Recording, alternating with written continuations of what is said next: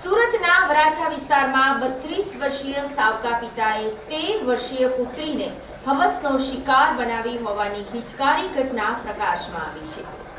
મળતી માહિતી પ્રમાણે વરાછા વિસ્તારમાં રહેતી 13 વર્ષીય તરુણીની તબિયત લથડી હતી। માતાએ કારણ પૂછતા તેણે ગુપ્ત ભાગે થયેલી ઈજા બતાવી હતી। તેનું કારણ હતું સાવકા પિતાએ રાત્રે ગુજારવામાં આવેલો પાશવી બળાત્કાર। તરુણીએ જણાવ્યું હતું કે મધરાત્રે 2 વાગે છત ઉપર સૂતેલા તેના પિતા નીચેના રૂમમાં આવ્યા હતા અને તેને અડપલા કરવાનું શરૂ કર્યું હતું।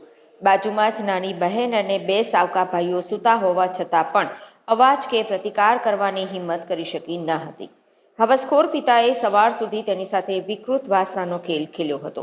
4 થી 5 વખત બળાત્કાર કરવાની સાથે સૃષ્ટિ વિરુદ્ધનું કૃત્ય પણ આચરી વિકૃતિની હદ વટાવી હતી। માતા આ વાતથી વિફરી હતી અને હવસખોર બનેલા પતિને વરાછા પોલીસ મથકે લઈ આવી હતી।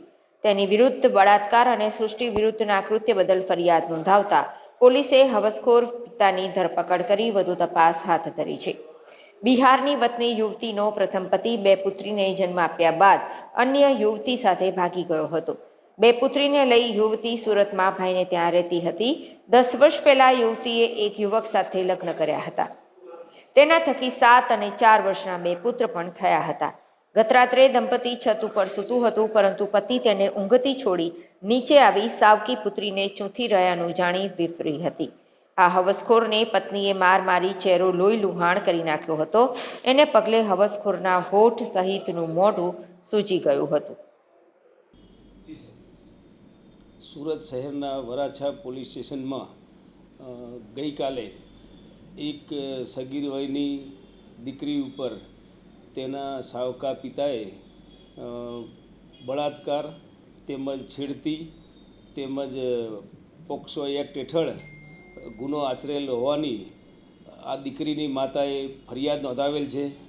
સમગ્ર ઘટના જોતાં આ કામે જે સાવકો પિતા કે જે હાલની દીકરીની માતા સાથે 10 વર્ષ અગાઉ લગ્ન કરેલા અને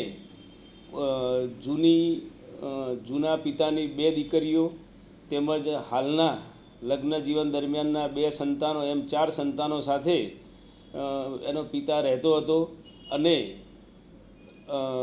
ગઈકાલે એટલે કે આગળની રાતે તેને પોતાની સાવકી દીકરી સાથે શારીરિક અડપલા કરી તેમજ બળાત્કાર કરવા બાબતેની દીકરીની માતાએ ફરિયાદ આપતા વરાછા પોલીસ સ્ટેશનમાં બળાત્કાર તેમજ છેડતી તથા પોક્સો એક્ટ હેઠળ ગુનો નોંધવામાં આવેલો।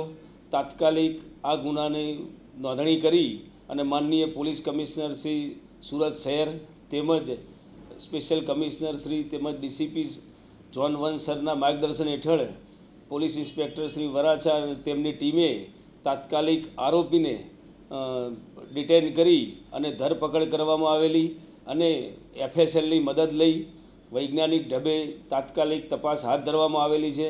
તેમજ ભોગ બનનાર તથા ફરિયાદીના આ બાબતે નિવેદન પણ નોંધવામાં આવ્યા છે અને નામદાર કોર્ટ સમક્ષ પણ નિવેદનની કાર્યવાહી હાથ ધરવામાં આવેલી છે અને સાયન્ટિફિક ઇન્વેસ્ટિગેશન હાલ ચાલુ છે। આરોપીની તુરંત જ ધરપકડ કરી અને જરૂરી મેડિકલ ચેકિંગ માટે અને એક્ઝામિનેશન માટે મોકલી આપવામાં આવેલ છે।